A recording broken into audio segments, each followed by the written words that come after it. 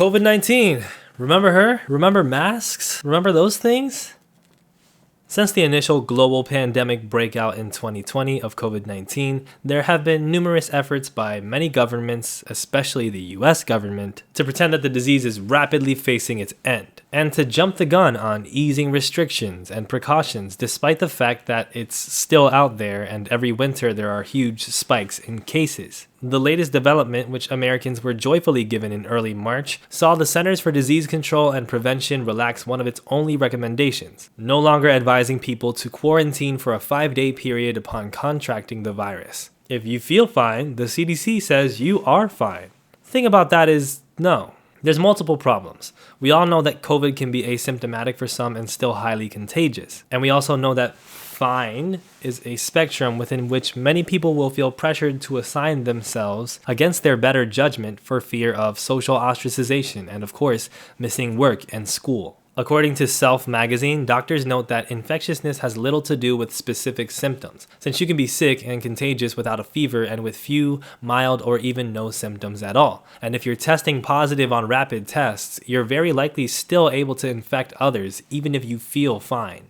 5 days of isolation can still be too few. Data suggests that how infectious a person is has a median peak around day 4, meaning that under the new guidance, many people will go back to their daily lives at the point that they're most likely to transmit the virus, so long as they don't have a fever and are feeling better than they did when they first felt sick. Additionally, COVID is a disease that we're still understanding in terms of the impact it can have on the human body, and we know that it's not good. For instance, it seems to have a significant long-term impact on all sorts of cardiovascular issues. Heart problems, strokes, blood clots, and many other issues, says one doctor. Based on wastewater data, between 38,000 and 152,000 people will develop long COVID every day this week. And that's from early March, not mid-January, not Christmas season, early March. Of course, we also all know that COVID can pose a significant threat to high-risk folks, which, given the health complications that COVID can create, we can assume to be an increasingly growing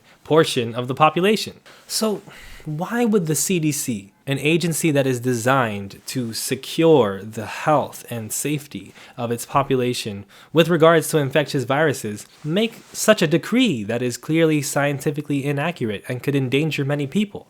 What would make them do that? I think the clear answer is that it is a political institution that is designed to serve the interests of the ruling classes and not us. Let's talk about it. When it comes to staying informed on COVID-19, one of the most important things you can have is good literacy with news media, which is why I'm glad today's sponsor is Ground News. Ground News is an app and a website that gathers news articles from all around the web and evaluates them in terms of the quality of the information put forth, the bias, and of course the ownership. Ground News features information on the amount of articles covering a story. It shows you the political bias for each source and each article based on ratings from independent news monitoring organizations. And what I really like is that it compares headlines on a story to see how different media outlets and types of media are covering a story, which, as somebody with a journalism degree, I can really appreciate, because one of the most important things to understand about a story is how each side is choosing to cover it and thinking about why. As an example, we can examine this recent story about Elon Musk having to pay legal bills for a Canadian doctor chastised over a COVID-19 quote. We can see there are 40 sources covering this, with more sources coming from the left. If we scroll down, we can also see the bias distribution, factuality rating, and even the ownership, so you know who owns the news you consume. Go to ground.news/Elliot for 40% off of the unlimited Vantage plan on Ground News. Thanks to Ground News for sponsoring, and let's get back to the video.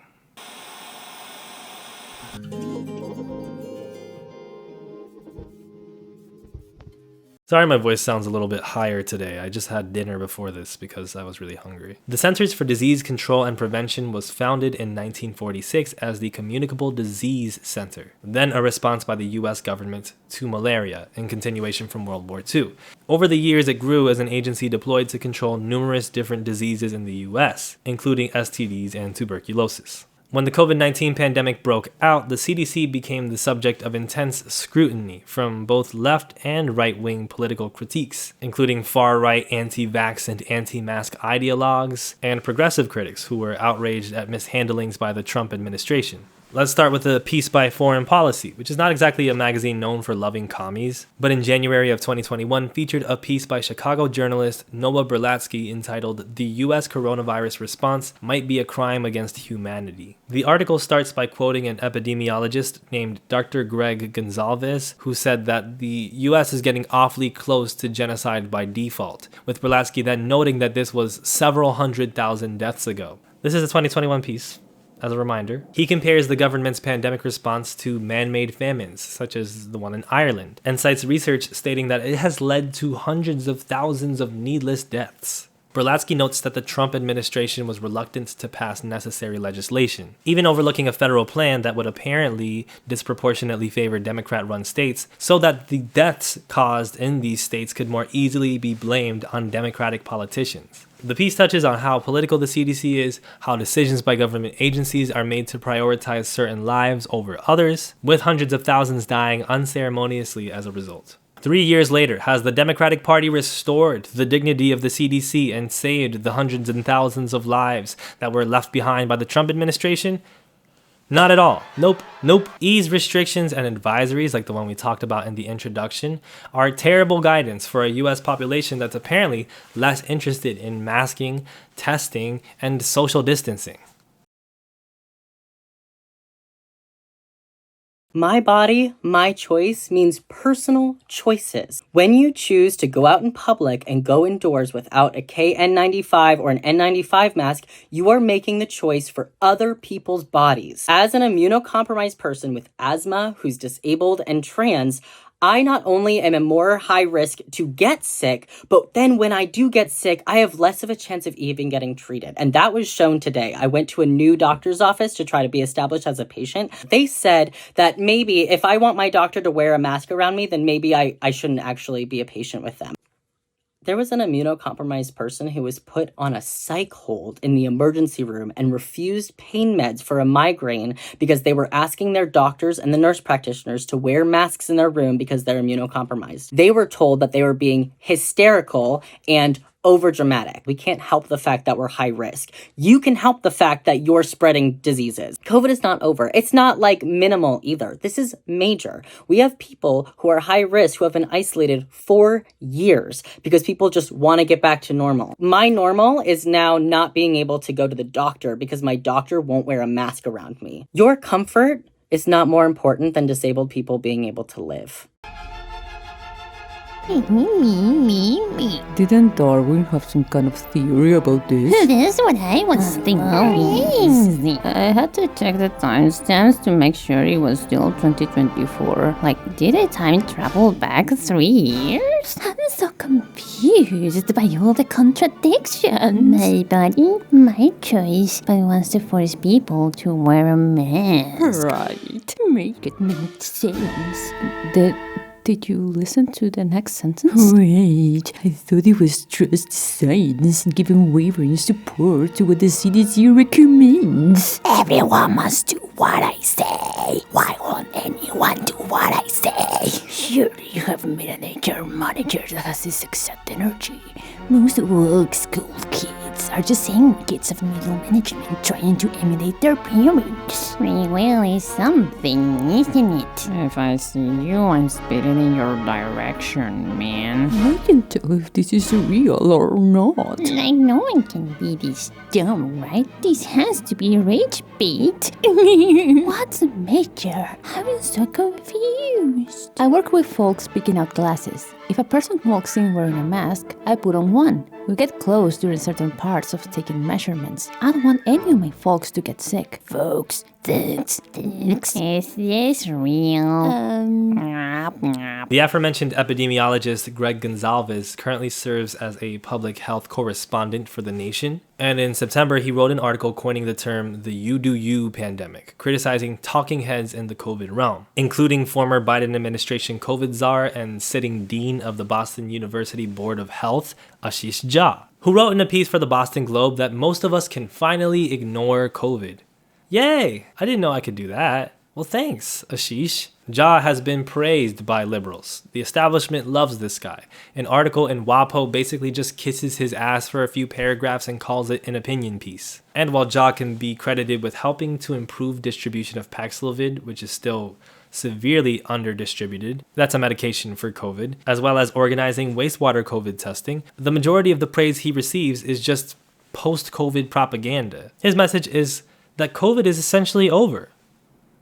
Seems kind of odd considering the CDC itself is reporting that 27 US states remain at high to very high levels of SARS-CoV detected in wastewater since February 28, 2024, and that thousands are dying of COVID per week. The response by Biden and the CDC is to essentially act like doing something about this is naive. It's passé. This is normal now. It's nothing to react to, evidenced by things like other rollbacks for mask mandates and testing standardized for entering certain, what's the word that I'm looking for? Establishments. Remember they used to test your temperature when you entered an establishment, like a restaurant? They used to do that kinda. It was not even that much, and now they don't do that anymore. Thanks, CDC. As Gonzalez writes, thanks to the official ending of the COVID public health emergency, millions, particularly low-income people, are now on their own in terms of the access to the ubiquitous in Ja's mind only tools of democratic lore. So why bother telling anyone to worry when they might not be able to get the help they need? Instead, better to tell them that everything's fine, that masks don't need to be in the picture, or even that they don't need to know what virus they have and don't need to be buying tests all the time, as Shira Doran, the chief infection control officer for the Tufts Medicine Healthcare Network in Massachusetts, told the Washington Post. Ja and Doran and their ilk can speak so soothingly because they are part of the class that is much more insulated from the worst effects of COVID.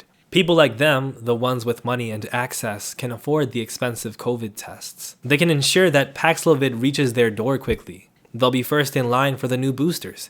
Some of them even have a concierge physician on speed dial for when things get hairy. Meanwhile, they offer the rest of the country the policy equivalent of you do you and let them eat cake. Now, let them eat cake might be a bit of a sunny way to put it when you think about the communities that have been primarily affected by COVID negligence. That being, of course, Black and Brown communities, indigenous communities, for example. What we've seen instead, following from liberal establishment critiques of the Trump administration, is potentially outright genocide. Consider how indigenous Americans were treated in response to their pleas for COVID resources.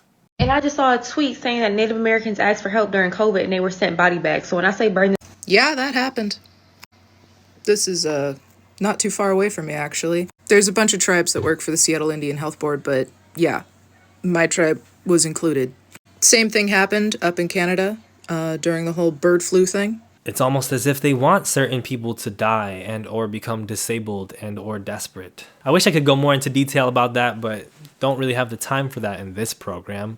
You should check out our video about hikikomori for more on that. Let's now touch on more specific guidance from the CDC and why it's terrible. An August episode of the Death Panel podcast features an interview with Jane Thomason of National Nurses United, detailing how the CDC's Healthcare Advisory Committee was considering changes to what she calls its Bible of Infection Control for healthcare facilities. Off the bat, she notes that the first shady thing about it is that they're basically doing this stuff outside of the public eye. There's hardly any way for you to even get forms that are not completely blacked out, detailing information shared at meetings about changing these incredibly important public policies. What we do know is not great. Thomason notes 3 major issues.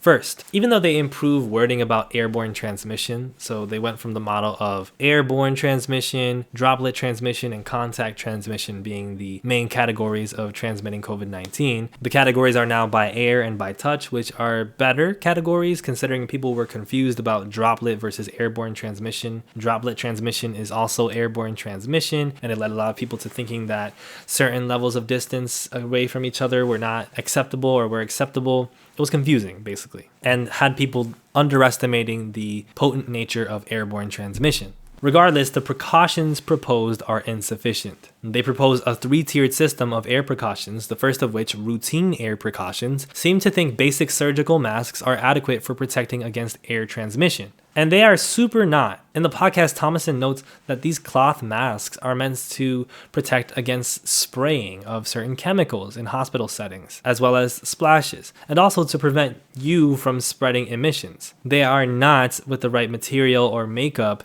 to be preventing you from spreading on a higher level, but also to be preventing you from receiving airborne transmissions really at all. So this being suggested as an effective tier of air precautions by the supposed biggest experts in the country is infuriating.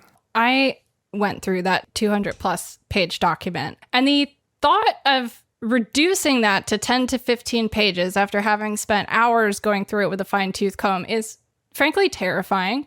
There is so much detail in the recommendations, and a lot of these recommendations were changed and updated in 2007 in response to the 2003 SARS outbreak.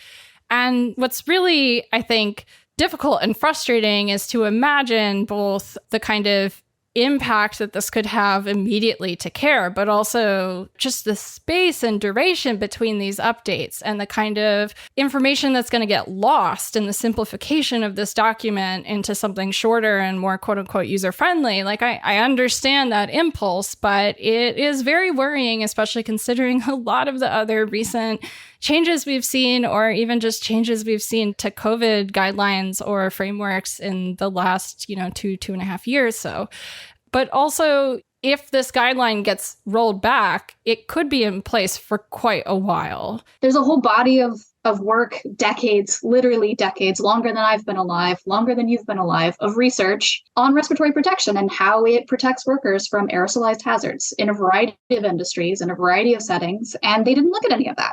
They're doing bad science, in large part because they're leaving out all of these experts, these groups of experts that should be part of the process: industrial hygienists, occupational physicians and nurses, aerosol scientists, respiratory protection scientists. They're leaving all of them out of this whole process, and they're just doing it themselves, the infection control clinicians and hospital industry, healthcare industry representatives. And following from kind of the way that these people seem to see or want to depict the nature of COVID today as, the policies seem to want to only enact actual effective prevention of airborne transmission of viruses when things get really bad, when there are surges, as if COVID-19 becomes a completely different disease depending on whether 100,000 people got it this week or 1 million, as if it doesn't affect people the same way regardless and can be spread thus the same way regardless. What I need you to understand is that this not only endangers healthcare workers with regards to COVID transmissions, but really with any airborne viruses. As Thomason says, like the reframing that we talked about earlier, to be more flexible, to have kind of minimal standards and then leave it up to employers to decide what they do, is going to result, like it did during the COVID pandemic, in a race to the bottom for everything. Mm-hmm. So any patient, any visitor, any healthcare worker, after these guidelines are in effect, when you go to a healthcare facility, you're going to be at higher risk for tuberculosis. You're going to be at higher risk for getting MRSA or influenza or COVID or measles or, any of those kinds of diseases that people end up in the hospital with or for. Mm-hmm. And that's we don't want that to happen. That's why we're here, right? I also need you to understand that, what happens to healthcare workers is not happening to them in a bubble. These are the same folks that you'll come across in different public establishments, in schools, in the workplace. They're all around us. They come home and they have families. They meet with their families. They meet with people in their immediate family and outside of it. They meet with friends. And so these are extremely volatile pathways for them to spread whatever they got at the hospital with everybody else. And they don't have a choice but to deal with that if these things continue down this path. It doesn't stop there. These bad guidance updates also include loosening of precautions in nursing homes, as well as not planning on incorporating ventilation or other respiratory protective devices like PAPRs and elastomerics in these guidance updates. Why? When the U.S., as Greg Gonzalez writes, has at our disposal the most sophisticated medical toolkit, yet trails its OECD peers in life expectancy rankings listed between Croatia and Argentina, why discard implementing basic updates we can afford as a country to stop spreading airborne diseases? Well, you can guess why.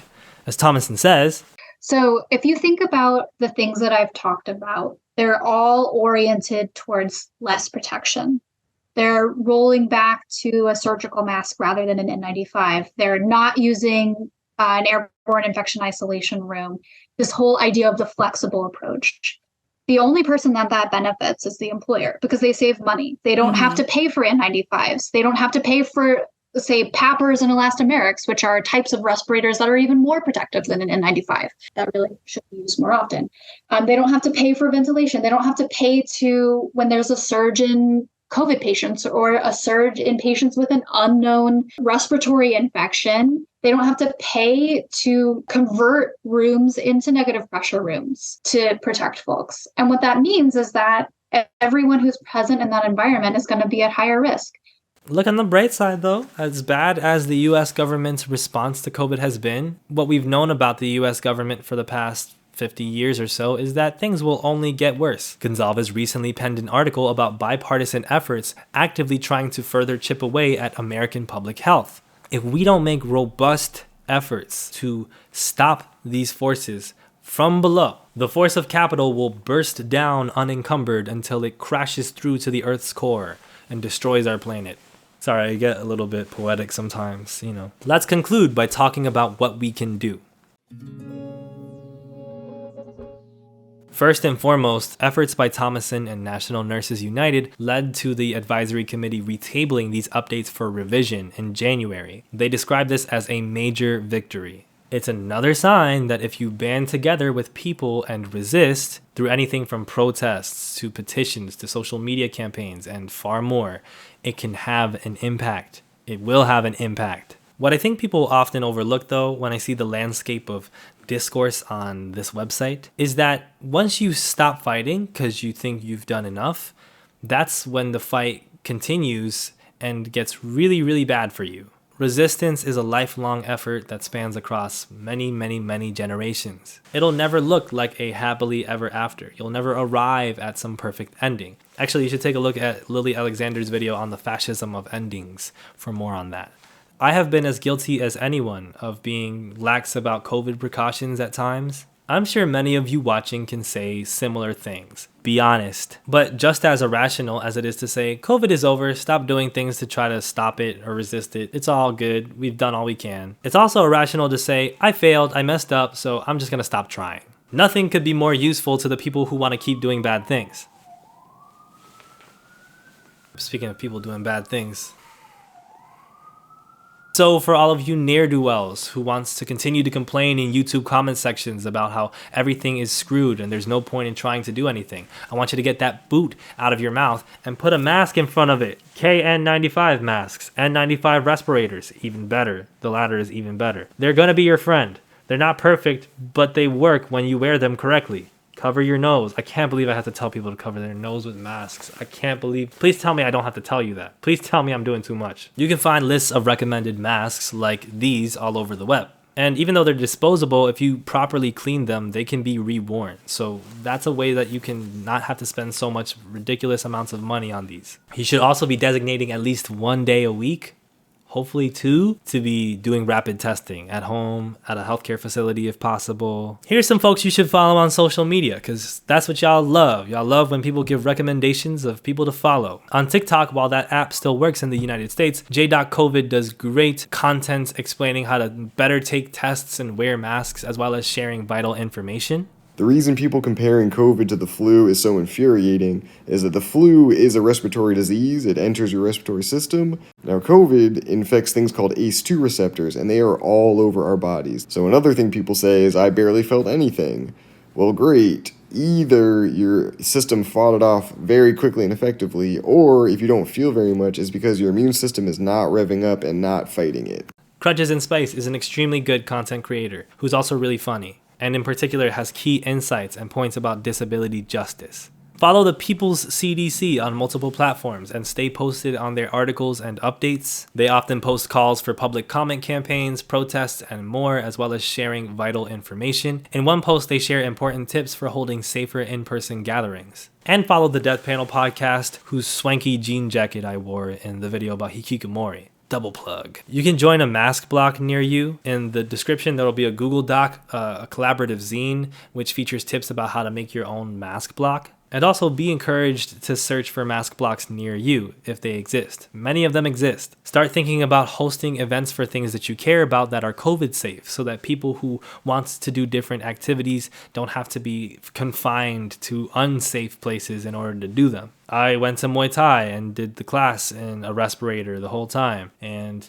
I felt really good about it and I did well. So go to the gym with a respirator on. Just get the right type of mask. You'll get used to it. It's just like get an N95 that really goes well on your face. The duckbill ones are really good. Also, a reminder that this is a US based video and folks who are outside of the US will have their own approaches, their own things going on with regards to COVID and COVID resistance movements. Please share any insights in the comment section. There's always going to be ways that you slip. There's always going to be things that you don't feel like you can manage to do. It's a part of life. If you beat yourself up, you're going to make it harder for you to get on the right track. And when you blame individuals for making bad decisions like these that do have serious ramifications, especially when several individuals do them, you kind of miss the forest for the trees. The problem is that the institutions that we're supposed to rely on, that we naturally have to rely on to give us the right guidance for things like these, are deliberately doing the opposite. They're doing the wrong things so that we can get worse. Do your best to be someone to lean on and to find people to lean on when you need to. And remember, the more we focus on these problems ending, the more frustrated we'll be at the cyclical nature and the constant, lifelong journey of getting better and doing better. This is what it is. You keep going. You keep getting better. You got to decide whether you want to do your part or not. And if you're not, you need to figure out why you're not. Because COVID is not over, and neither are we. Thanks to Ground News for sponsoring this video, and thanks to our channel members for supporting the channel. For $5 a month, you can help us keep doing these video essays and commentary videos. Hopefully, I will have more content out for you very soon. So stay tuned, and masks, wear masks. Oh, I'm anxious.